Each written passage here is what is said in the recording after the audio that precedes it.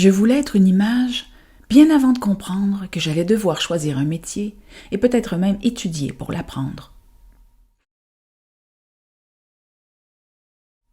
Je suis née en banlieue, dans une ville dortoir. J'ai grandi dans un bungalow avec une gamme complète d'électroménager. Et ma mère restait là, assise à la fenêtre, sous le vacarme du lave-vaisselle, à observer l'horizon de bungalows identiques en fumant une cigarette. Elle était presque aussi statique que les images de femmes dans les magazines de ma grand-mère, mais sans maquillage ni coiffure et sans vêtements griffés. Elle s'activait forcément à un moment de la journée, pendant mes heures de classe, ou peut-être la nuit.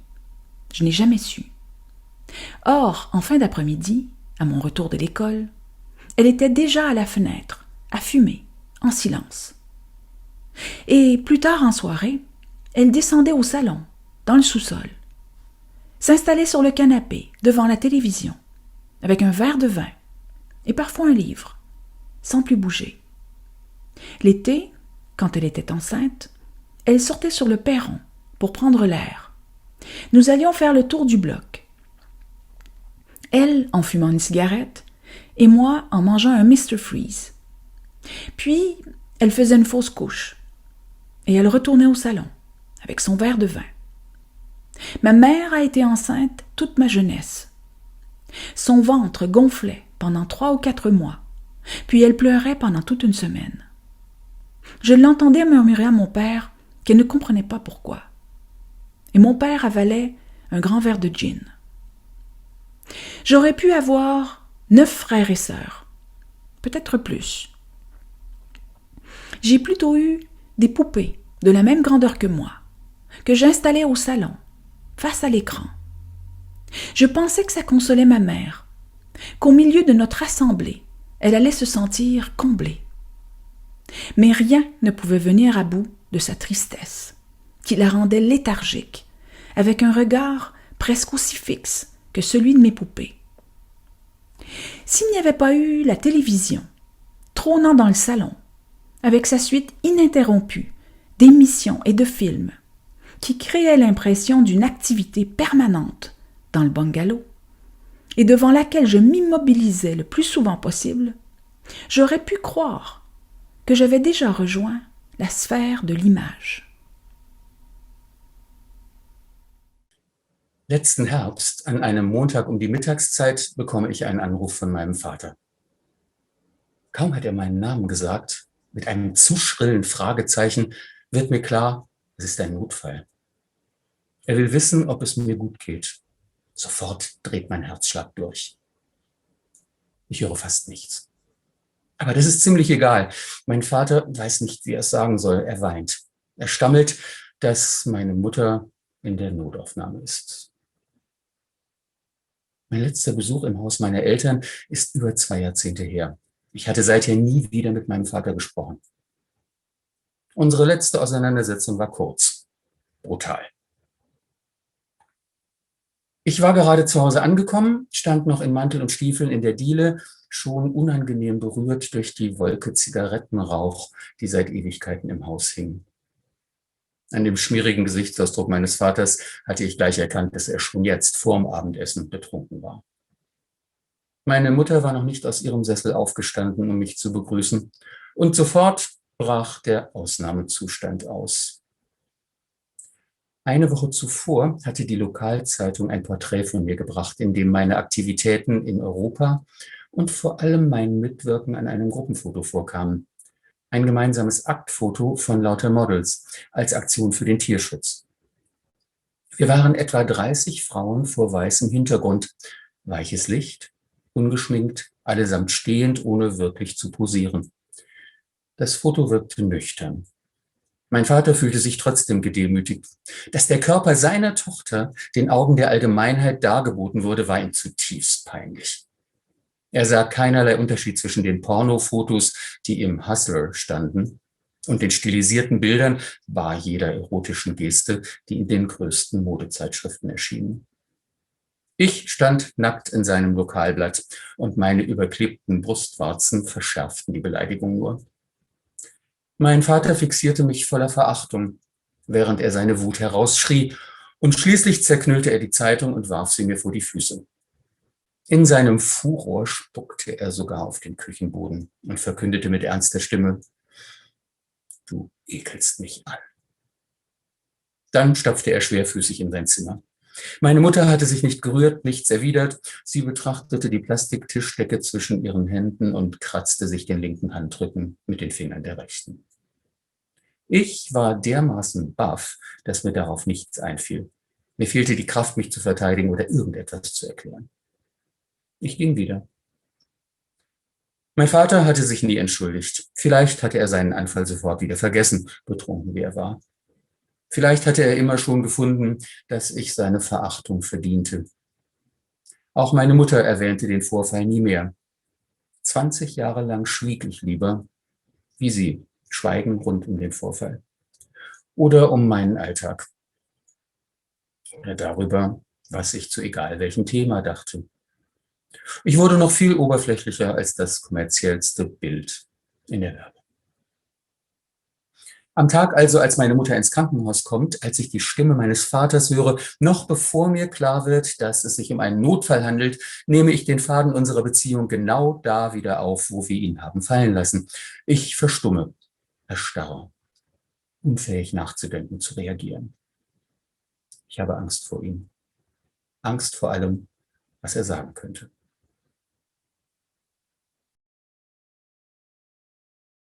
Eine namenlose Ich-Erzählerin will zum Bild werden, schon als Kind. Dass die familiäre Umgebung, in der sie aufwächst, sie verunsichert und zur Flucht in Fantasiewelten treibt, ist eine äußere, durchaus plausible psychologische Erklärung dafür. Da haben wir auch soeben einen kurzen Eindruck davon bekommen. Lieber vertieft sie sich in ihre Schwärmerei für perfekte Idole, Olivia Newton-John zum Beispiel, deren Appeal, deren Wirkung sie genauestens studiert, oder fiktionale Fernsehfiguren wie bezaubernde Genie. Doch bei ihr geht das über das übliche Teenie-Fantum hinaus. Sie lässt sich förmlich von den Bildern aufsaugen. Gleichzeitig fällt es ihr schwer, Kontakt zu ihren Mitmenschen aufzunehmen. Sie bleibt meistens passiv. Dann gewinnt sie einen Modelwettbewerb an ihrer Schule. Sie wird sichtbar und zugleich gibt es eine große Distanz zwischen ihr und der Welt. Sie wird quasi zum Ausstellungsstück. Und sie bleibt es auch. Durch einen biografischen Zufall geht sie zu einer großen Modelagentur und gleich nach Paris in eine WG aus lauter Modelkolleginnen. Jahrelang nimmt sie jeden Auftrag an, jedes Angebot. Sie schwebt durch diese Welt wie eine Schlafwandlerin.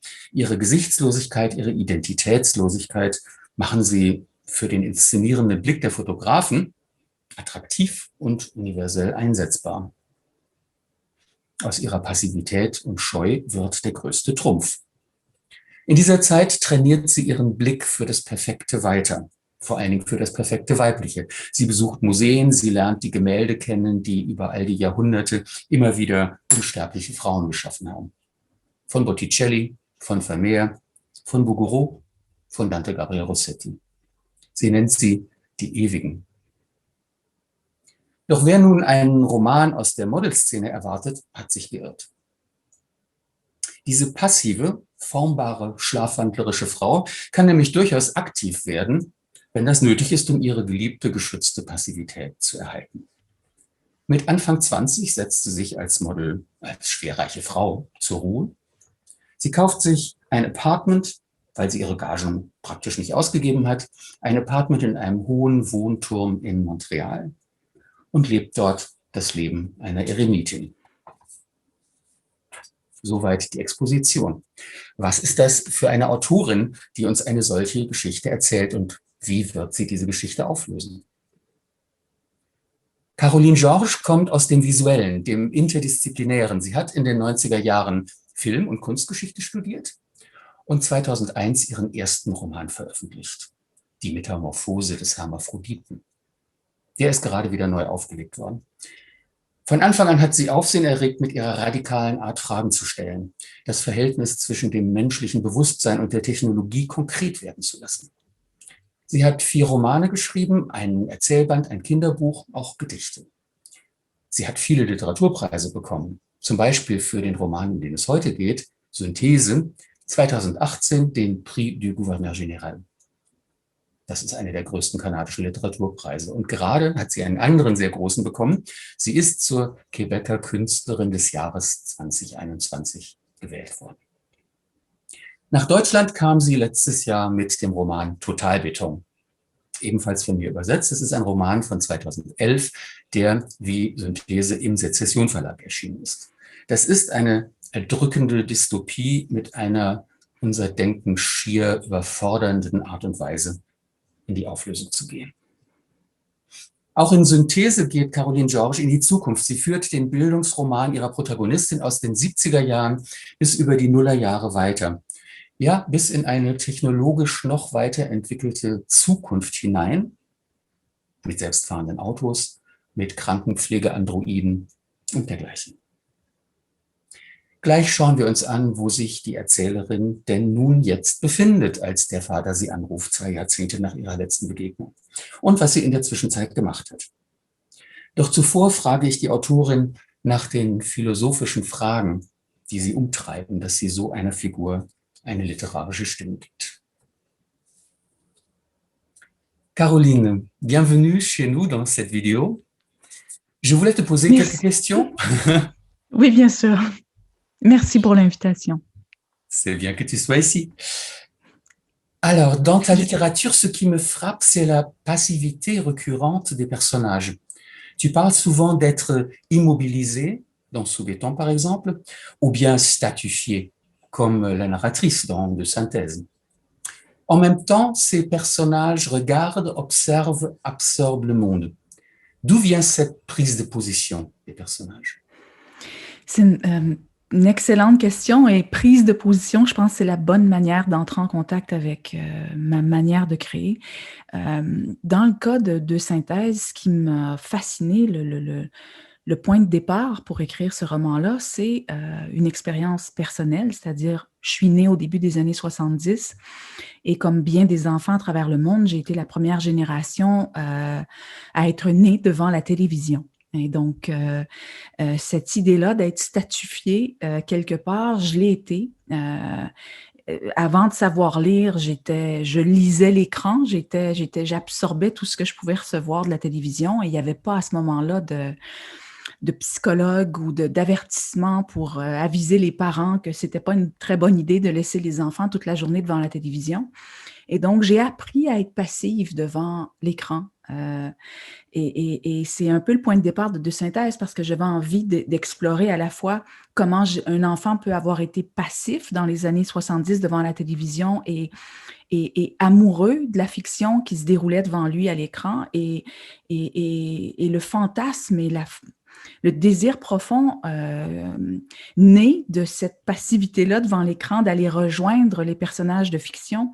Et par la suite, dans les années 2000, il y a une dizaine d'années, ce désir-là d'aller à l'écran, de rentrer dans l'écran pour aller rejoindre les personnages, c'est devenu possible avec Internet, avec les nouveaux logiciels de modélisation 3D, avec les métavers qui sont apparus comme Second Life, qui m'a inspiré le dispositif que j'utilise dans De Synthèse. Et donc, cette passivité-là, je pense que c'est un trait culturel. C'est un trait culturel d'une certaine époque où on a appris tout simplement à entrer en adoration devant les écrans. Donc, au début, disons que c'était une passivité, disons, apprise. Mais puis après, dans d'autres situations, ça devient aussi une passivité forcée, comme dans Soubéton, par exemple. Donc, tu vois aussi un peu la prolongation de cette position justement vers une dystopie où ce n'est plus vraiment amusant d'être immobilisé et de devoir regarder ce qui se passe devant nous sur les écrans. Oui, ben je pense que cette idée les deux se parlent, hein, parce que être immobilisé devant l'écran, c'est ne pas pouvoir circuler, c'est ne pas pouvoir bouger, et c'est donc trouver un point d'appui pour exister. Donc, l'écran se substitue à un environnement chaleureux ou humain, et donc, dans le cas de l'enfant de Soubéton, il y a une impossibilité à à circuler tout simplement dans l'espace et de fait, il y a une nécessité de trouver en soi, dans le cas de Sous béton et à l'écran, dans le cas de la narratrice de synthèse, une autre manière d'exister, d'être en mouvement, et non pas être en mouvement physique, mais être en mouvement mental, en mouvement émotionnel, en mouvement spirituel, dans une quête qui ne se situe pas de manière spatiale, mais qui se situe de manière au niveau de l'imaginaire, au niveau du mental et des émotions. Donc, puis il y a aussi un autre point très important, c'est qu'autant dans de synthèse que dans Sous béton, la notion de corps, le corps est une forme de prison. Donc, il y a une forme de confinement à l'intérieur du corps. Et autant dans un roman que dans l'autre, le désir de sortir du corps, de sortir du confinement, passe par l'exploration de l'imaginaire, l'exploration de ce que c'est que la conscience. Ce que tu viens de dire nous porte justement au terme de l'image et de Oui. la perception de l'image. Oui. Et j'y vois deux aspects très intéressants. D'un côté, on a la création d'image, la liberté qui est là-dedans. Et de l'autre côté, je vois le contrôle de l'image et de sa perception, comment on se voit, comment on est vu, comment on veut être vu.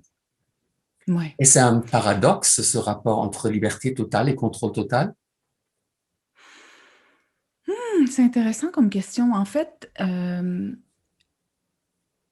à l'intérieur du corps, pour un être humain, être bien en vie, c'est avoir une pleine maîtrise de son corps. C'est être parfaitement en santé, c'est pouvoir mouvoir tous ses membres, c'est pouvoir s'exprimer avec facilité.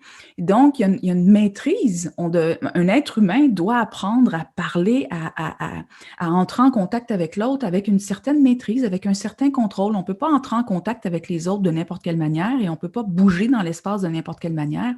Et même si on décide de se tenir sur une chaise, comme on le fait très, très souvent maintenant devant les écrans, il faut apprendre à bien se tenir pour ne pas avoir de problèmes musculaires ou des problèmes d'articulation ou quoi que ce soit.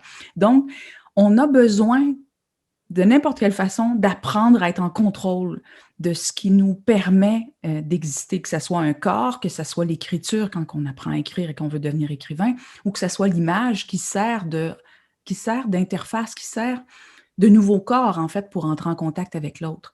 Donc, choisir de contrôler une image, c'est choisir comment on a envie de se présenter à l'autre, comment on a envie que l'autre nous perçoive. C'est établir un début de dialogue visuel qui va se poursuivre par la conversation, idéalement. Idéalement, oui, c'est ça. Oui. Mais création et contrôle, cela nous mène à l'idée de la mise en scène, justement, qui joue un rôle tellement grand dans ce livre aussi. Il y a aussi l'idée, les idoles de la narratrice, ce sont des femmes qui sont passées, vraiment qui sont devenues des mythes, qui sont devenues des éternels, des personnages qui ne sont pas vraiment contemporains. Ces idoles contemporaines, ce sont des femmes que l'on voit à la télévision, ce sont des personnages animés, des personnages de fiction. En fait, elle, ce qu'elle cherche, c'est à créer une image idéale, c'est-à-dire un peu de la manière qu'un musicien va s'y prendre pour trouver la bonne note, trouver la bonne mélodie, arriver à générer une harmonie à travers sa musique ou une phrase pour un écrivain. Dans le cas de la narratrice, elle cherche à créer un avatar qui va répondre à toutes ses aspirations esthétiques. Et donc, ça passe par aller chercher un peu partout toutes sortes de composantes pour en faire un personnage. En fait, son personnage de fiction à la narratrice, c'est un personnage qui est unique, même si les composantes sont génériques et sont utilisées par plein d'autres avatars, où il y a l'idée d'aller chercher précisément chaque item qui va composer son corps singulier.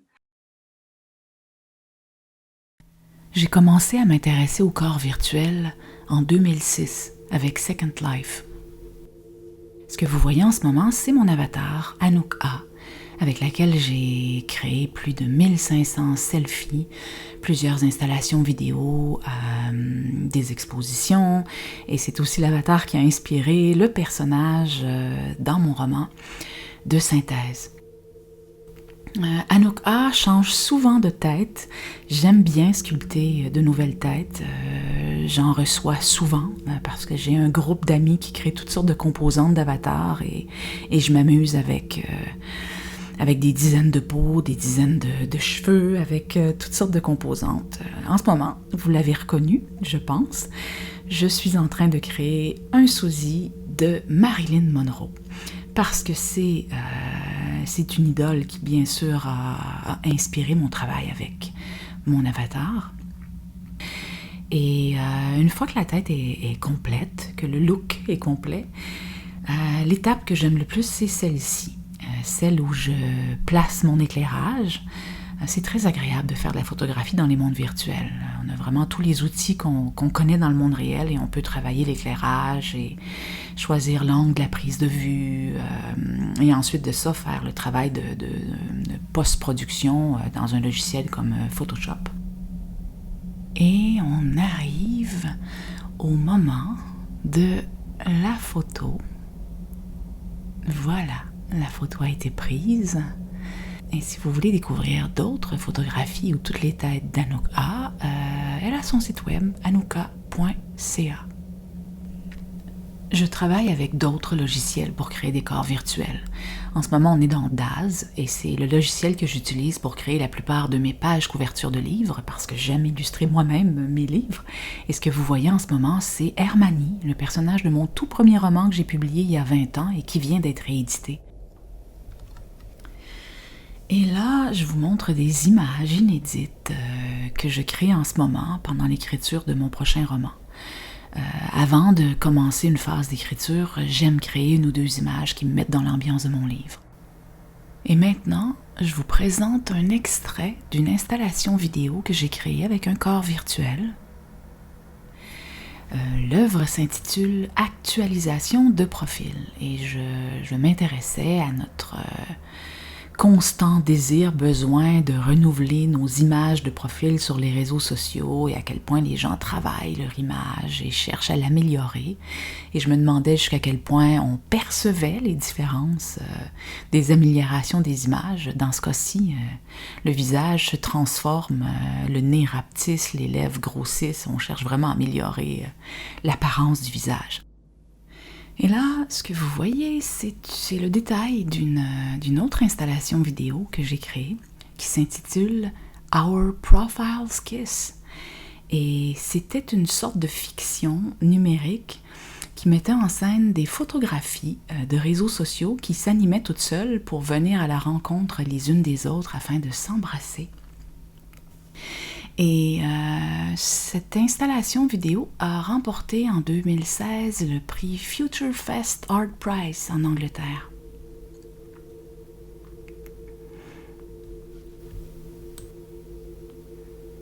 Et je gardais le meilleur pour la fin. Dans mon roman de synthèse, j'imagine des logiciels du futur qui vont nous permettre de créer des avatars plus réalistes, plus vrais que nature. Et là, je suis en train d'explorer ces jours-ci Meta Human Creator, qui n'est pas encore en vente. Présentement, il est en Early Access et j'ai commencé à explorer le logiciel en tentant de créer un avatar qui ressemble, en fait qui me ressemble, et en explorant les possibles du logiciel. Et là, je dois vous avouer qu'on est en train de découvrir des outils qui sont extrêmement puissants. Comme vous pouvez voir, il y a une bonne différence entre cet avatar-là et le premier de Second Life. Et là, je commence tout juste à explorer, donc j'ai pas terminé. Voici mon vrai visage. Quand j'aurai terminé, l'avatar devrait me ressembler. C'était une présentation de mon travail avec les corps virtuels. J'espère que vous avez apprécié. Merci. La création d'un avatar est quelque chose de hautement artificiel. Le titre du livre du roman de synthèse, est-ce que ça vient de là? En fait, de synthèse, il y a deux raisons poétiques qui m'ont mené à ce titre-là. C'est d'une part, il y a en effet, pour créer un avatar, on utilise des images de synthèse. Et donc, c'est une opération qui consiste à amalgamer des dizaines d'images pour créer ce qui semble être un corps tridimensionnel. Et il y a aussi, parce qu'au cœur du roman de synthèse, pour moi, le point de départ du livre, c'était bien sûr une génération installée devant la télévision, mais l'autre point de départ, c'était une expérience personnelle, c'est-à-dire en tant qu'artiste, j'explorais le corps virtuel avant d'écrire de synthèse. Je voulais explorer ce que ça voulait dire être une femme à travers l'image au 21e siècle dans les nouveaux médias et avec la réalité numérique et les nouveaux outils que ça a engendré. Mais en même temps, moi, de mon côté, ma mère est tombée gravement malade et je l'ai accompagnée dans la décomposition de son corps biologique. Pendant sa maladie, ma mère devait prendre plein de médicaments, et c'est des médicaments de synthèse, c'est ce qu'on dit en français. Et donc, pour moi, il y a eu une espèce d'épiphanie poétique avant que le livre puisse prendre forme, et il y avait cette idée de composition du corps virtuel versus la décomposition du corps biologique. Je me suis interrogé sur le rapport avec la réalité dans ce livre, parce qu'il paraît que la réalité soit admissible seulement, de préférence, après avoir été filtrée, pour devenir image, pour devenir une espèce de contre-réalité. De toute façon, dans la création des photos et après des images d'avatar pour la protagoniste. Nous, on vit dans une époque qui est désespérément à la recherche de l'authenticité, en même temps à la recherche de la perfection. Est-ce là un autre paradoxe, cette espèce de contre-réalité filtrée, d'authenticité? C'est vraiment un peu, vraiment un contraste ou une contradiction presque.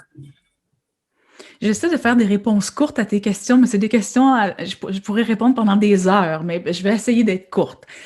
Qu'est-ce que c'est que l'authenticité? Parce que avant de s'intéresser aux images, en tant qu'être humain, depuis des siècles, on a des codes vestimentaires, on a une manière d'apparaître face à l'autre, on a une manière de se serrer la main, de se parler, d'entrer en contact les uns avec les autres. Donc, l'authenticité, c'est quoi? C'est quelqu'un de nu, sous le soleil de midi, et voilà, qui cache rien de ce qu'il est.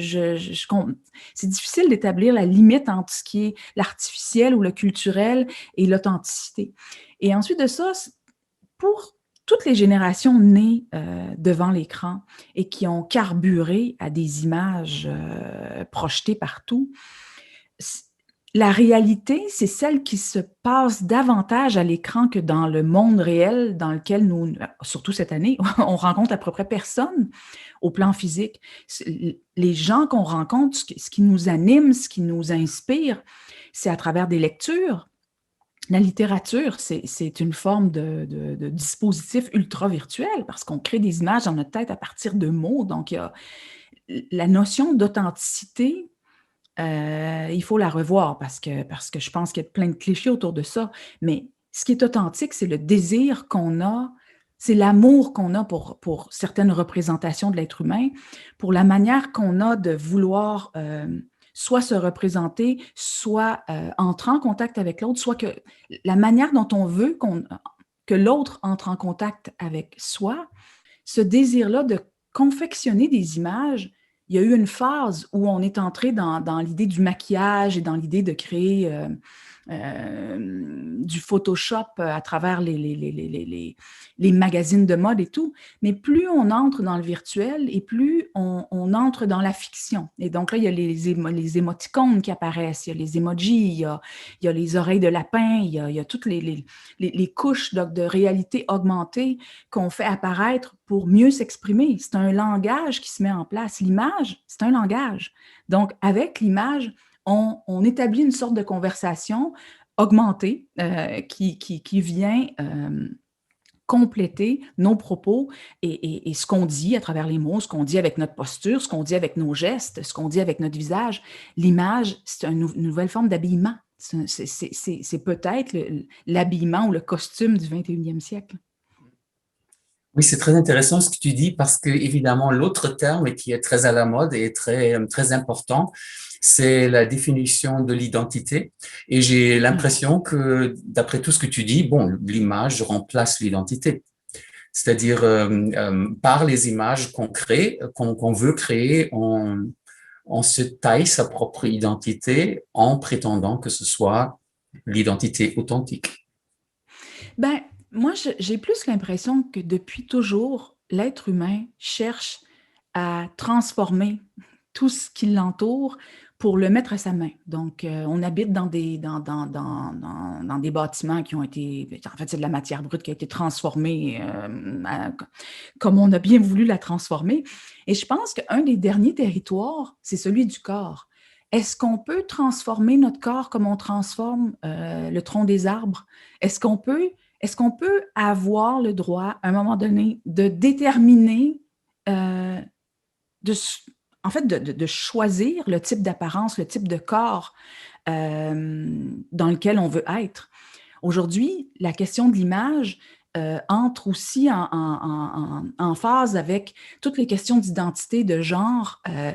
On n'a plus envie d'être enfermé dans un genre précis, dans une manière d'être au monde qui est précise. Et donc, cette idée-là de se réapproprier son image, parce que ça n'existe pas une image en soi. Il n'y a pas de photographie qui révèle un être humain tout nu, parce qu'une photographie, c'est toujours un choix de point de vue, il y a toujours de l'éclairage qui change en permanence. Ça n'existe pas une image vierge, pure, authentique. Changeons de sujet et parlons un peu traduction. Oui. Pour toi, tu es tellement consciencieuse dans ta créativité, dans ton écriture, ça te fait quoi de devoir abandonner justement le contrôle du texte parce que tu es, dans mon cas, traduit dans une langue qui t'est inconnue? Ah, c'est un cadeau. C'est un formidable cadeau. Et surtout par un ange comme toi qui travaille si bien avec un tel souci. Il n'y a pas de plus grand cadeau que d'être traduite. C'est tout. C'est très, très émouvant de savoir que quelqu'un a envie de prendre ce que j'ai fait et de le donner à lire dans une autre langue. Et que Merci. après, dans C'est tout cette ce que je autre peux dire. langue, Merci. oui, non, non, mais quand tu y penses que ce qui en arrive dans cette autre langue et l'autre culture, justement, il y a un texte et c'est Caroline Georges écrit là-dessus. Et puis tu n'es pas vraiment sûr euh, du rapport. Je dis évidemment, tu me fais confiance, c'est beau, j'en suis très très heureux. En anglais, tu as pu lire et contrôler ou vérifier. Dans d'autres langues, tu peux pas. Donc, est-ce que c'est comme genre un enfant qui est adulte et qui va vivre sa propre vie ou est-ce que tu élimines un peu cette impression de OK, là, ça sert de mon contrôle et c'est normal comme ça ou comment est-ce que ça marche? C'est tellement spectaculaire comme expérience que je me sens comme un enfant à Noël ou quelque chose comme ça. Il n'y a pas de... C'est juste formidable. J'ai une pleine confiance et, et je comprends que de toute façon, je vois la différence entre la réception de mes livres au Québec et en France, en français, dans la même langue. C'est pas chaque culture aborde un texte avec ses propres référents, donc je peux pas avoir d'attente parce que bon, ouais, et ça, je suis consciente de ça. Donc, si ce que j'écris, si la traduction de ce que j'ai écrit peut susciter des réflexions, peut inspirer les gens à percevoir le réel autrement, à percevoir notre époque et celle qui s'en vient avec un élément de plus pour leur réflexion, ben pour moi, c'est gagné. Donc, j'aimerais être plus intellectuelle ou froide par rapport à tout ça, mais non, je suis vraiment juste contente et je suis juste confiante et je suis juste gâtée. Et merci. Voilà. Au début, quand j'ai commencé avec ce livre, je pensais que le grand défi de cette traduction, ce serait la recherche de tous les termes techniques de la virtual reality, des gamers, de la création des avatars et tout ça. Et puis, avec ton aide et avec aussi l'aide de quelques collègues qui sont un peu plus expérimentés que moi dans les mondes virtuels, c'était pas si compliqué que ça. Et la plupart de ces termes restent en anglais légèrement germanisés de toute façon. Ich rendere, du renderst, sie es rendert, rendern als letzter und wichtigster Schritt. bei der digitalen Video- und Bildbearbeitung, wenn man also eine Arbeitsdatei in ein fertiges Bild oder Video umwandelt. Mais un processus qui fait partie de chaque traduction littéraire et qui était particulièrement complexe dans ce cas-ci, m'a mis devant des questions beaucoup plus difficiles en traduisant. Il faut toujours comprendre la perspective, le parti pris, l'attitude du personnage qui parle, qui raconte l'histoire. Et il faut devenir ce regard pour vraiment pouvoir devenir cette voix dans une autre langue, dans ma propre langue. Qui donc est cette femme avec laquelle je dois entrer en empathie en écrivant, en réécrivant? Est-elle en permanente fuite? Est-elle en permanente stylisation d'elle-même pour survivre? Quel est le vrai désir derrière son perfectionnisme? Qu'est-ce que tu dirais, toi? Je pense que l'image, le fait d'avoir été planté devant la télévision, le fait d'avoir appris à découvrir le monde à travers la télévision et à travers les images, c'est sa culture. C'est sa culture fondamentale. Donc, tout ce qui vient après, le désir d'être une image, le désir d'en créer, le désir d'en créer sans cesse et de plus en plus, c'est une manière d'apprendre à aimer la seule chose qu'elle a vraiment appris à connaître, c'est-à-dire ce monde d'images, ce monde de fiction qui s'est substitué au monde réel. Pour moi, c'est ça, ce personnage-là. Avant d'écrire le livre, je faisais des recherches dans Second Life et j'ai rencontré des hikikomori. Tu connais le terme hikikomori? Non. Au Japon, c'est un phénomène dont on parle depuis une dizaine d'années, peut-être même un peu plus. Il serait à peu près 1 million au Japon en ce moment. Ce sont principalement des hommes de 18 à 35 ans et qui décident de se retirer de la société, de s'enfermer dans leur chambre et de ne vivre qu'à travers l'ordinateur. Donc, et c'est un phénomène qui est maintenant en Europe et il y a de plus en plus, depuis 1 an, évidemment, tout le monde a été enfermé devant l'ordinateur, mais avant la pandémie, c'est un phénomène exponentielle. Il y a vraiment de plus en plus de gens qui décident d'abandonner la société et de vivre à travers les jeux vidéo et de vivre à travers la réalité virtuelle. Ils font ce choix-là. Bien sûr, ce sont des gens qui ont des familles autour d'eux pour pouvoir prendre soin d'eux parce qu'ils ne veulent plus sortir de leur chambre du tout. Il y a des gens qui ne sont pas sortis depuis 6 mois, 2 ans, 3 ans, 5 ans. Ils ne sortent plus du tout de chez eux. Ouais. Et donc, les hikikomori m'ont inspiré ce personnage-là qui décide d'aller au bout de sa logique et qui va au bout de sa passion. Et sa passion, c'est la fiction, ce sont les images. Et elle est extrémiste. Mais en même temps, c'est quelqu'un qui reste dans la ligne qui a été posée devant elle à sa naissance. C'est quelqu'un qui est né devant la télévision et qui a toujours consommé des images et de la fiction. Et donc, elle est dans son monde. Mm-hmm. Pour moi, c'est ça, la narratrice. C'est quelqu'un qui est dans son monde et qui veut avancer dans ce monde-là et non pas dans un autre monde qu'elle n'a pas connu de toute façon. Ou à peu près pas. Donc, si on lisait une espèce de méfiance ou même de mépris envers la société, envers la communauté humaine. Oui, bien sûr. On peut le dire. Oui, on peut le dire parce que le rapport à sa famille, qui est son premier rapport à la société, ça a été un rapport extrêmement pénible. C'est un rapport souffrant. Le rapport à son père, il était extrêmement violent et agressif et il y a pas de frères et sœurs. Ils sont tous morts dans le ventre de sa mère et sa mère a été déprimée toute sa vie. Donc, ce qu'elle a connu de l'humanité, de l'humain autour d'elle, c'est une humanité déprimante. C'est une humanité qui ne lui donne pas envie de vivre. C'est la télévision qui lui a donné envie de vivre. C'est à travers la télévision qu'elle a appris à rire, à voir en couleur. C'est pas avec sa famille. Donc oui, elle a un parti pris pour la fiction, pour la télévision, parce que c'est là qu'elle a vécu une forme de spiritualité, qu'elle a trouvé une forme de sens à l'existence, et non pas avec sa famille.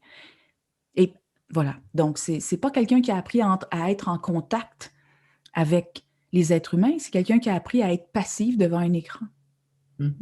Voilà. Ouais. Et dans ce livre, tu vas au-delà de cette situation que tu décris, de cette situation de la protagoniste, parce que tu portes le livre vers le conflit qui est enfin incontournable avec ses parents, entre la narratrice et ses parents. Donc, finalement, ils vont se confronter, ce qui n'a jamais eu lieu avant. Maintenant, je ne veux pas gâcher la lecture, pas de spoiler en anglais, mais je vais juste dire que la solution est que le dénouement de ce livre et son histoire est très surprenante et très touchante et très belle.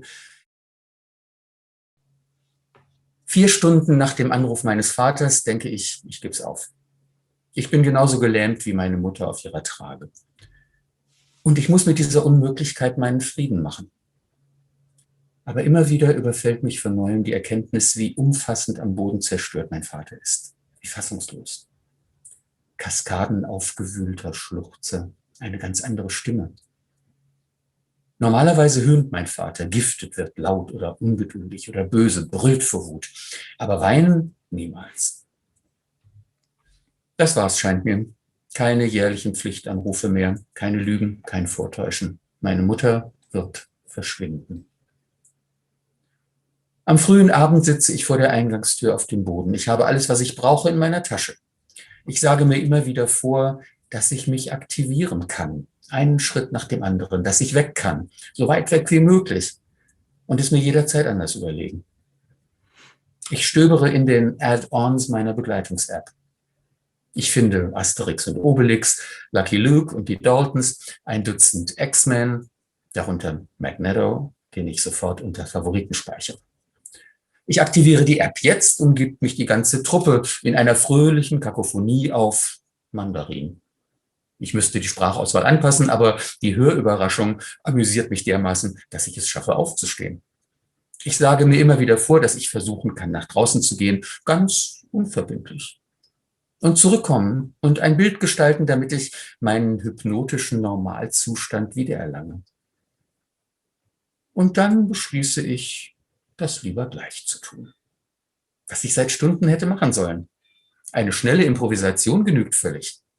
Ich werde für Anouk eine vorprogrammierte Pose auswählen. Ein australischer Choreograf hat mir gerade eine Serie namens Germination geschickt. 9 Variationen über das Thema des Fötus. Ein Bild, sage ich mir, ein einziges.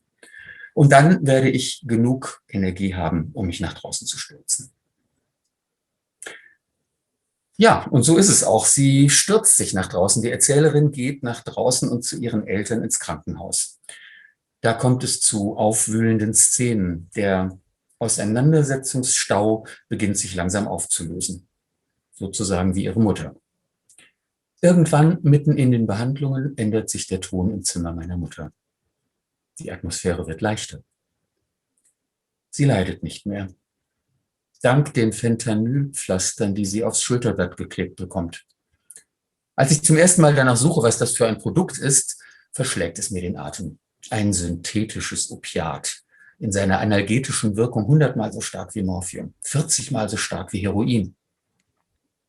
Ich versuche in einem einzigen Bild zu erfassen, was für ein Chemiemix im Blut meiner Mutter kreist, wenn man die Chemotherapie, das Prolorazepam gegen ihre Panikanfälle und die Antibiotika gegen die Harnwegsinfektionen, die sie ständig von neuem bekommt, zusammennimmt. Und das einzige Bild, das mir vor Augen tritt, ist Einbalsamierung bei lebendigem Leibe. Aber meine Mutter leidet nicht mehr. Auch mein Vater beruhigt sich. Er bleibt noch einige Minuten, nachdem ich im Zimmer eingetroffen bin, bietet mir Trockenobst an, Kekse. Er zeigt auf die Wolken draußen vorm Fenster. Eine Cumuluswolke, eine Altostratuswolke. Er weicht meinen Blick aus, erzählt mir aber die Anekdoten des Tages, die meine Mutter lachend ergänzt.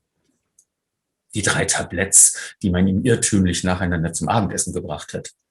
Der Besuch einer kleinen Familie, die sich im Zimmer geirrt hatte, die sie aber trotzdem umarmt hat. Dazu liebevolle Worte und ein Blumenstrauß in einer riesigen Plastikfolie, der jetzt am Fußende des Bettes steht. Meine Mutter erzählt ausführlich, wie ihre Verbände und Katheter gewechselt wurden. Mal Hals über Kopf, mal mit seltenem Geschick. Sie hat viel zu den verschiedenen Ärzten zu sagen, die sie abwechselnd besuchen. Der eine ist sanfter und gelassener als der andere, der ihr alle Informationen arrogant serviert. Aber am meisten vergnügt meine Eltern die Unfähigkeit meiner Mutter, sich den Medizinerjargon zu merken. Dann versucht sie, die komplizierten Begriffe des Tages aufzusagen, um ihren Worten Gewicht zu verleihen. Und in ihrem von Fentanyl abgeschlafften Mund entsteht ein neues medizinisches Vokabular. Aneurysma der Myvralgie, Blockade der Harnstrahlen, palmointestinale Verstopfung. Und jedes Mal stimme ich in ihr irres Gelächter ein.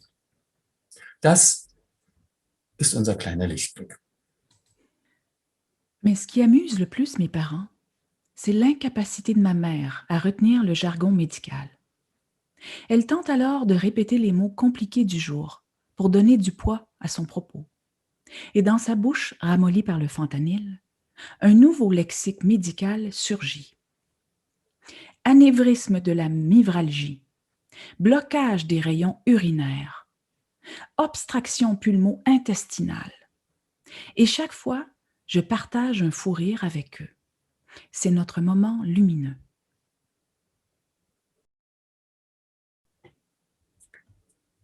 Nun haben wir an der Handlung entlang den gedanklichen, philosophischen Parcours von Fan-Postern mit Olivia Newton-John bis zur perfektionistischen Gestaltung von Avataren abgeschritten und durchgesprochen. Caroline, je te remercie pour cette rencontre, pour les lectures, les entretiens. Merci beaucoup et je me réjouis déjà de ton prochain roman. Merci, Franck.